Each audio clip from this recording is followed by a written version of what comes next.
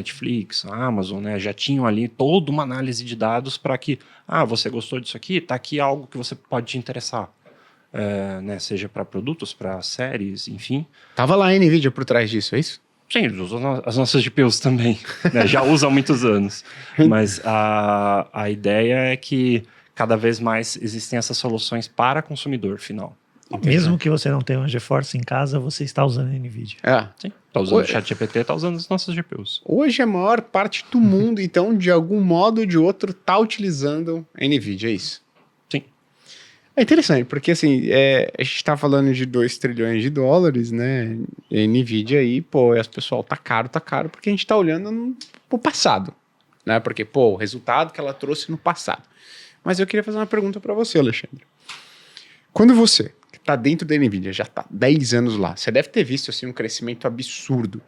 Coisas que talvez vocês nem esperassem lá atrás acontecendo e se adaptando e, cara, estamos conseguindo entregar muito. O que vocês veem daqui para frente? Né? O que a NVIDIA, o que você pode falar? Óbvio, né? Tem muita coisa que você não pode falar. Mas o que você pode falar que a NVIDIA vê como vias de crescimento daqui para frente? Esse era o ponto, né? De onde virá o crescimento. Porque, cresceu nível absurdo. Absurdo, passou a ser uma das empresas mais valiosas do mundo, 2 trilhões de dólares. E como que... onde existe espaço para crescer ainda? Essa é a pergunta. Né? Existe, né? Se você for olhar a call de investidores, né? Que sempre que a NVIDIA publica os resultados fiscais, eles fazem uma call com os investidores, você consegue pegar lá toda a conversa, né? Porque entra o Jensen, entra a Colette, que é a CFO, e mais alguns, justamente para comentar e responder perguntas dos analistas, dos investidores, e alguns outros caminhos que a NVIDIA vem trilhando. A gente lançou, por exemplo, o Grace Hopper, né? Então tem a Hopper é a nossa arquitetura de GPU e Grace é o primeiro processador, é uma CPU. Ele não tem placa de vídeo, ele é uma CPU da NVIDIA e o Grace Hopper são os dois juntos. Né? Então aí entra também a tecnologia de comunicação entre os dois para eles funcionarem como se fossem um só. E isso vai ser, né, já estão, digamos, instalando os primeiros data centers com essa solução e esses modelos de linguagem e coisas assim vão multiplicar em, 4, 8 vezes o poder de processamento por ter essa comunicação entre os dois e por ter uma grande oferta de memória, né? Então vão conseguir atacar problemas muito maiores e aí quando vier um GPT-5 da vida, né, vão conseguir atingir uma inteligência muito maior. Então, assim, é um caminho, né, que a NVIDIA investiu e agora tá andando já, né, foi lançado. E entre várias outras, né, a parte de carros autônomos, tá demorando, mas uma hora vai acontecer. A gente vai ter, né, carros que andam sozinhos melhor do que um humano dirigindo. Né? Pode demorar alguns anos, mas a hora que estiver pronto, né, seguro e tudo mais, é outro pilar, digamos, da empresa. Deixa eu fazer uma pergunta aí, conforme, por exemplo, mas é que às vezes as pessoas pensam o seguinte, legal, criaram o carro autônomo, beleza, não tem mais receita para NVIDIA. Os caras vendem o chip lá, o carro autônomo. Mas, conforme mais carros autônomos vão funcionando, eles exigem uma capacidade de processamento cada vez maior. E é aí que a NVIDIA entra, certo? Quanto mais pessoas estiverem utilizando o carro autônomo, maior vai ser a receita da NVIDIA, porque ela está lá atrás. Não, se não me engano, a NVIDIA, como ela está desenvolvendo a solução, né, não só o hardware, vai ter um sistema de revenue share ali no meio também. Aí, se vocês quiserem saber mais sobre isso, eu posso indicar nossos colegas de enterprise que podem falar com propriedade sobre isso. Mas a NVIDIA está, digamos, muito mais próxima do desenvolvimento dessas soluções do que simplesmente um fornecedor de chips. Né? Ela que está desenvolvendo toda a estrutura porque você precisa de muito conteúdo para fazer o treinamento dessas inteligências e muita simulação virtual.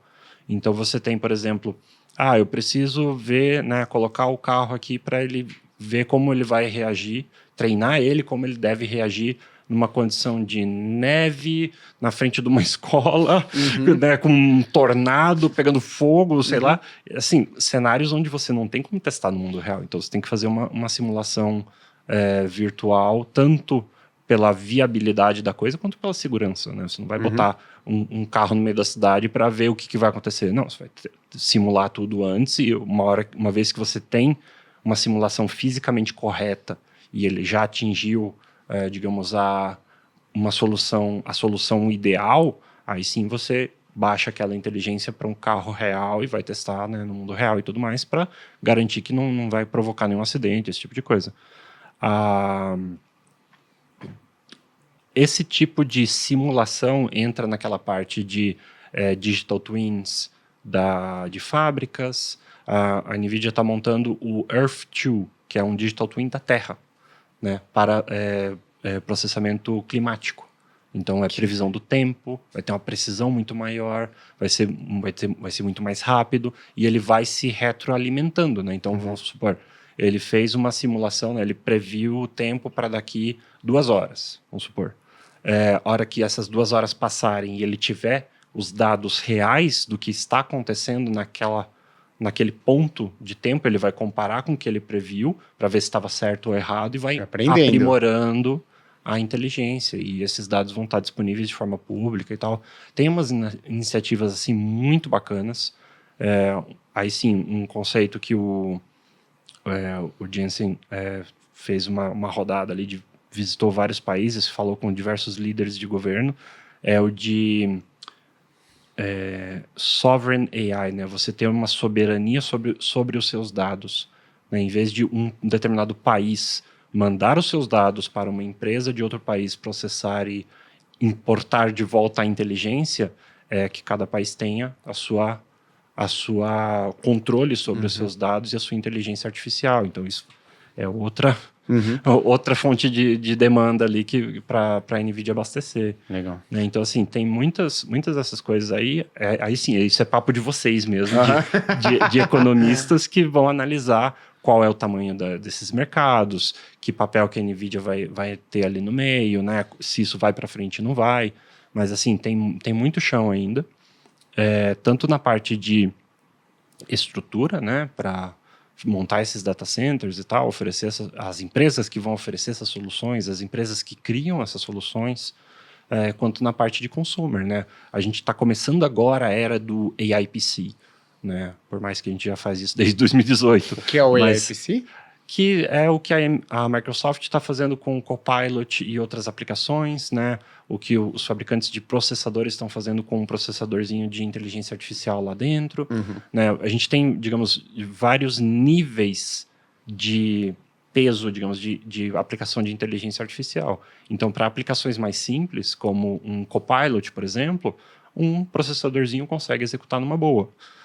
Para aplicações mais pesadas, como uma geração de imagens, geração de vídeo agora, né? Vocês devem ter visto o Sora da OpenAI, né? Você escreve e ele faz um vídeo, né? E em qualidade absurda. Então, para esse tipo de coisa, você precisa de uma GPU. E aí tem aplicações mais pesadas ainda, que são os grandes modelos de linguagem, outras coisas, que aí sim é nuvem, total. Né? Eu tenho um questionamento, uma dúvida. Será que eles estão criando uma inteligência artificial de analista de fundo imobiliário? Já pensou? Não, essa não, ainda não. Olha, não duvide. Ainda bem que eu já tô bem velhinho, vai dar tempo para me salvar dessa. Beleza. Alexandre, vamos lá. Você, no momento da sua colocação, você disse, olha, a NVIDIA é muito mais do que uma vendedora de chip. Perfeito, né? Mas no final do dia está ali comercializando os seus chips.